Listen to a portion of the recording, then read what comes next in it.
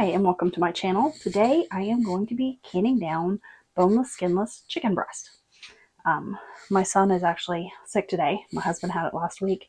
My son has it this today, so I'm probably going to end up with it sometime this week. So I want to get this chicken breast canned down.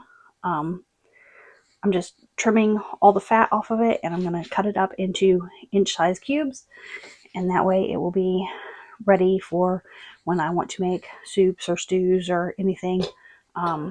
Chicken salad, it's all ready to, smaller chunks ready to be shredded up and used. So thanks for joining me, and let's get started. I've already washed my chicken down, and now I'm just going to cube it up really quick here. And I'm doing about inch-size pieces here.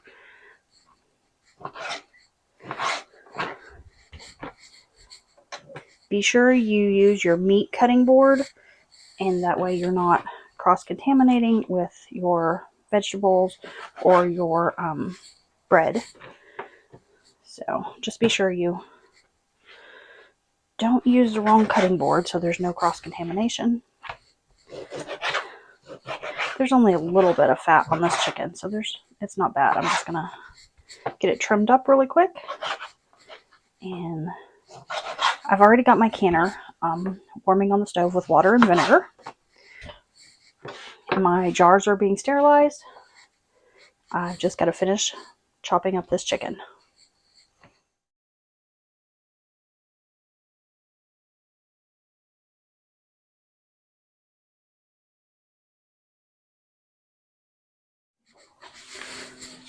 When working with raw chicken, you always want to keep your work surface clean.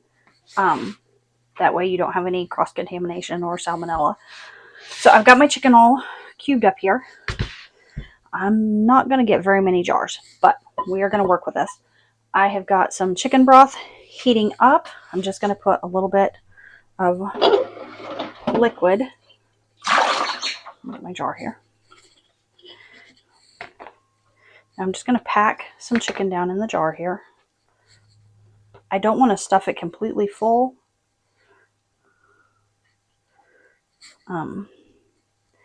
And actually, usually with one of these jars, we can get, I'm going to leave it about like that.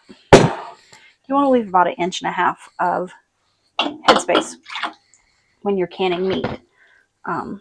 And we're not going to fill it completely full with liquid either. We're just going to put a little bit of liquid in the bottom.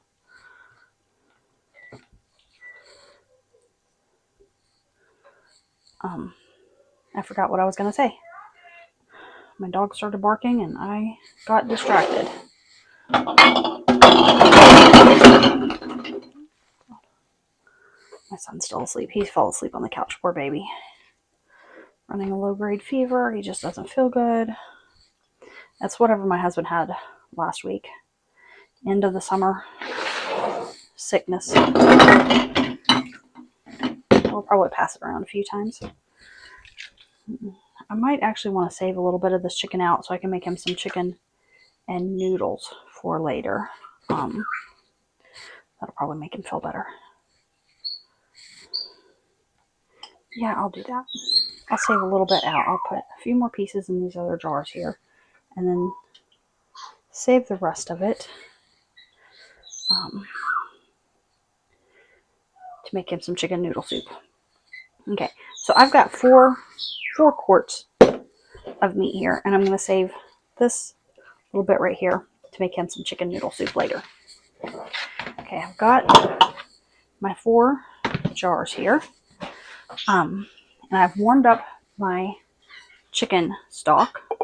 Got a little bit of fat. I'm only going to fill a little bit in there because your chicken will produce some of its own liquid here.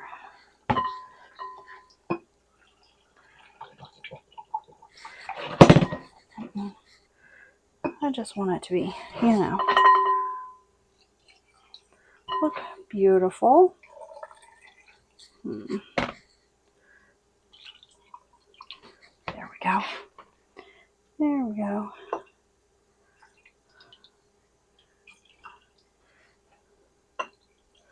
I don't want to overfill my jars. Okay, so as you can see, when you settle the chicken down in there, I'm going to take and debubble it. So your liquid comes up to your chicken. Grab a butter knife, not a bubble knife, butter knife, and just kind of down through there. Oh yeah. See how it settles up level with the chicken? And you don't want to overfill your jars with chicken. You definitely want to leave about 1.5 inches of space, just because you're going to be producing a little bit of liquid on your own from cooking this. Okay, there's that. Now, what I need to do is, here it is. I want to add a little bit of salt to each jar. You don't have to add salt, but I do it for the flavor. So I'm going to add about a 1/2 teaspoon to each jar. There's enough in that. There we go. Okay. And of course, you're going to want to clean your rims with vinegar.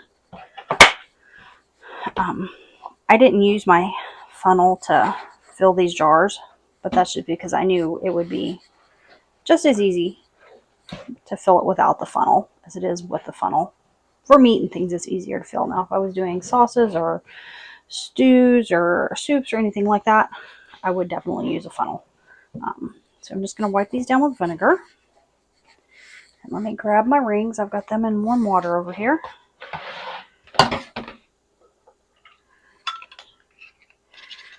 Drip some of that excess water off. Just place them on their flat. Move that out of the way. Then we are going to be pressure canning. So put these on. Don't crank them down tight, but just slightly tighter than fingertip. If you're water bathing, I would say fingertip, but we're not water bathing. We are pressure canning. Okay, I've got my canner warming up. I'm going to get these transferred to my canner. And let me move my vinegar out of the way. And then I will bring it up to steam where it's venting. I'll let it vent for about 10 minutes to make sure all the pressure is built up in the canner and all the air is pushed out. And then I will put my weight on there. My elevation, I do mine at 10 pounds of pressure. You need to check your elevation to find out how much weight you need to use to can. And these, because these are quart jars, they will can for 90 minutes. So it takes a little while to do a canner, but a jar of shelf-stable meat, it's so good. All right, I'm going to get these in the canner.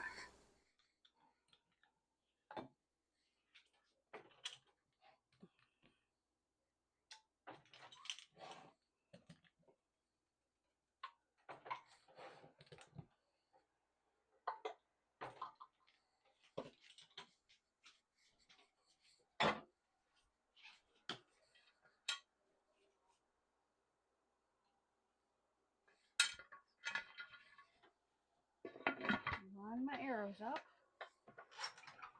All right, I'm going to bring this up. When it starts steaming, I'll time it for 10 minutes, and then we'll be ready to put, be ready to put my weight on.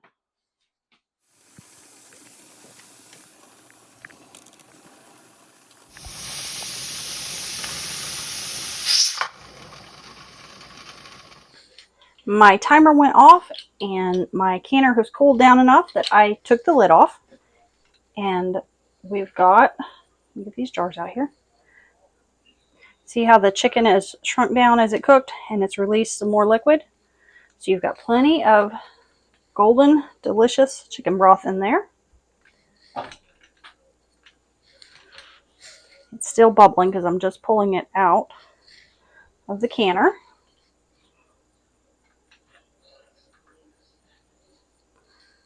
Got 4 beautiful jars. These are shelf stable, and we will use these up right away. But I will be canning more meats down as we get closer to fall. Thank you for joining me, and happy canning.